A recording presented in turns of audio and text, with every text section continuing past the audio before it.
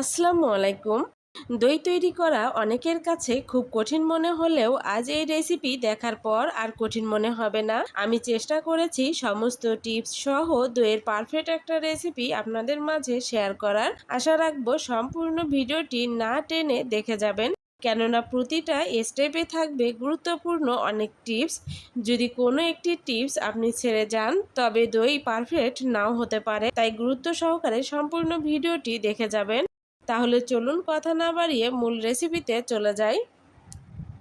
দই তৈরি করার জন্য প্রথমে আমি এখানে নিয়ে নিয়েছি 1 কাপ পরিমাণ টক দই। টক দইটা আমি এভাবে পানি ঝরতে দিয়েছি, এতে করে দইয়ের ভিতর পানি জমবে না, দইটা খুব সুন্দরভাবে বসবে।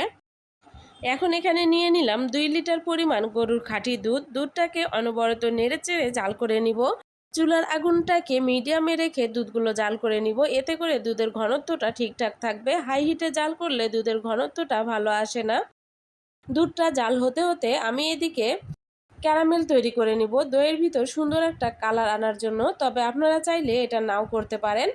আমি এখানে 1 কাপ পরিমাণ চিনি নিয়ে নিলাম। চিনিটাকে চুলার আগুন লো ফ্লেমে রেখে অনবরত নেড়েচেড়ে জাল করে নিব। অনবরত নাড়তে নাড়তে দেখবেন চিনির কালারটা অনেকটাই চেঞ্জ হয়ে আসবে, অর্থাৎ লাল রং ধারণ করবে। খুব বেশি লাল করা যাবে না এবং ক্যারামেল থেকে ধোঁয়া উঠতে দেয়া যাবে না। যদি ক্যারামেল থেকে ধোঁয়া ওঠে তাহলে কিন্তু ক্যারামেলটা তিতা হয়ে যাবে। দইয়ে দেওয়ার পর দইটাও তিতা লাগবে, তখন আর দই খেতে ভালো লাগবে না। তাই অবশ্যই এই দিকটা পারফেক্টভাবে লক্ষ্য রাখবেন। আমার ক্যারামেলটা পারফেক্টভাবে রেডি। এখন আমি এখানে আগে থেকে জাল করা দুধ দিয়ে দিব। এখানে অর্ধেক দুধ দিয়ে প্রথমে ক্যারামেলটা খুব ভালোভাবে মিশিয়ে নিব। যদি ক্যারামেলটা মিশানোর সময় দেখেন যে ক্যারামেলটা দলা পেকে আছে তাহলে ভয়ের কিছু নেই। অনবরত নেড়েচেড়ে নিলেই ক্যারামেলটা দুধের সঙ্গে আবার খুব ভালোভাবে মিশে যাবে। ক্যারামেলটা দুধের সঙ্গে ভালোভাবে মিশিয়ে নেওয়ার পর আমি সবগুলো দুধ দিয়ে আবারও কিছু সময় জাল করে নিব, অর্থাৎ ততক্ষণ পর্যন্ত জাল করব যতক্ষণ না 2 লিটার দুধ কমে 1 লিটার হচ্ছে। তবে আবারও বলছি, দুধটাকে হাই হিটে রেখে জাল করবেন না, এতে করে দুধ শুকিয়ে যাবে, তবে ঘনত্বটা ঠিকঠাক থাকবে না। দুধটা যত ঘন করবেন আপনার দইটা ততটাই ক্রিমি হবে। এখানে আমি কোনো প্রকার গুঁড়া দুধ বা কোনো কিছু ব্যবহার করিনি, শুধুমাত্র গরুর দুধ দিয়েই আজকের এই দইটা তৈরি করব।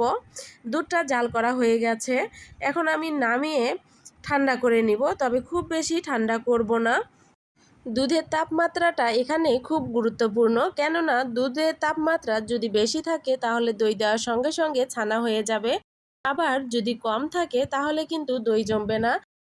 দই ঠিকঠাক বসবে কি না তার 70% নির্ভর করে দুধের তাপমাত্রার উপর। দুধের তাপমাত্রাটা ঠিকঠাক আছে কি না তা বোঝার জন্য দুধের ভিতর আঙুল দিয়ে যদি আপনি 10 সেকেন্ড পর্যন্ত ধরে রাখতে পারেন তাহলে বুঝবেন যে আপনার দুধের তাপমাত্রাটা ঠিকঠাক আছে, অথবা 1 থেকে 10 পর্যন্ত গুনেও দেখে নিতে পারেন। 1, 2, 3, 4, 5, 6, 7, 8, 9, 10। আবার আপনি চাইলে হাতের পিঠের উপর 2 থেকে 3 ফোঁটা দুধ ফেলেও চেক করে নিতে পারেন যে দুধের তাপমাত্রাটা ঠিকঠাক আছে কিনা। এখন আমি যে দইটা পানি ঝরতে দিয়েছিলাম সেই দইটা থেকে দেখুন কতগুলো পানি বেরিয়েছে। এই পানিটা থাকলে কিন্তু দইয়ে পানি কাটতো। এখন আমি এই দইটা নিয়ে হ্যান্ডউইচের সাহায্যে খুব ভালোভাবে ফেটিয়ে নিব। দইটা ভালোভাবে ফেটিয়ে নেওয়া হয়ে গেলে এখন এখানে দিয়ে দিব জাল করে রাখা দুধ। 2 চামচ পরিমাণ দুধ দিয়ে এই দইটাকে ভালোভাবে ফেটিয়ে নিব, এতে করে দুধটা ছানা কেটে যাওয়ার সম্ভাবনা আরও কমে যাবে। কেননা যদি আপনি টক দই সরাসরি দুধের ভিতর দিতে চান অনেক সময় তাপমাত্রা কম বেশি হওয়ার কারণে দুধটা ছানা কেটে যেতে পারে, তবে এভাবে দিলে দুধের ব্যালেন্সটা ঠিক হয়ে যায়, তখন আর ছানা কেটে যাওয়ার সম্ভাবনা থাকে না। এখন আমি দইটা দিয়ে হ্যান্ডউইচের সাহায্যে খুব ভালোভাবে মিশিয়ে নিব।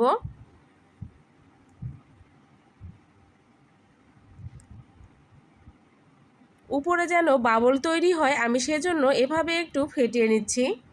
দই বসানোর জন্য আমি এখানে একটি মাটির পাত্র নিয়ে নিলাম, তবে যে কোনো পাত্রেই দইটা বসানো যাবে।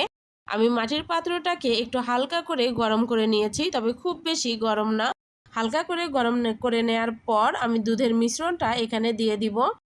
আপনি যখন দই বসাবেন তখন লক্ষ্য রাখবেন গরমের তাপমাত্রাটা ঠিক কেমন।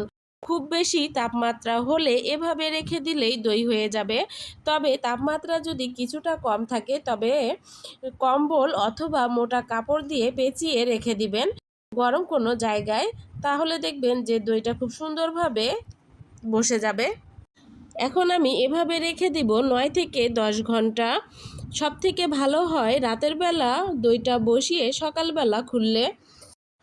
ফিরে এলাম 10 ঘন্টা পর। এখন আমি দেখিয়ে দিচ্ছি দই আপনার বসবে কি না তা অনেকটাই নির্ভর করবে দই আপনি বসানোর জন্য কোন জায়গাটা সিলেক্ট করেছেন। সেই জায়গার আবহাওয়া গরম নাকি ঠান্ডা, অবশ্যই গরম হতে হবে।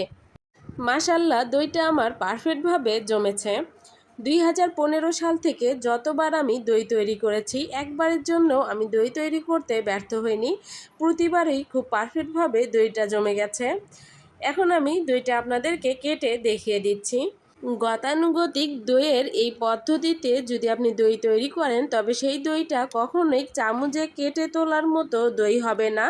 ঠিক এই রকম ক্রিমি দই হবে। এই দইটাই খেতে কিন্তু সবথেকে বেশি টেস্টি হয়, একদম দোকানের মতো। চামচে কেটে তোলা যে দইটা সেই দইটাও অতটাও আমার কাছে ভালো লাগে না। চুলায় মাত্র 15 মিনিটে দই তৈরি করার একটি রেসিপি আমার চ্যানেলে দেয়া আছে, আপনি চাইলে সেই রেসিপিটিও দেখে নিতে পারেন। তবে আমি বলবো সবথেকে বেশি স্বাদ পেতে হলে আপনি এই রেসিপিটি ফলো করুন। আজকের এই দইয়ের রেসিপি যদি আপনাদের ভালো লেগে থাকে তবে একটি লাইক দিবেন এবং কমেন্ট করে জানিয়ে যাবেন। আমার রেসিপিগুলো যদি আপনি দেখতে চান তবে চ্যানেলটিকে সাবস্ক্রাইব করে বেল বাটনটি অন করে দিবেন। এতে করে আমি ভিডিও আপলোড দেওয়ার সঙ্গে সঙ্গে আপনার কাছে নোটিফিকেশন চলে যাবে এবং আপনি খুব সহজেই আমার রেসিপিগুলো দেখতে পারবেন। সবাই ভালো থাকবেন। আল্লাহ হাফেজ।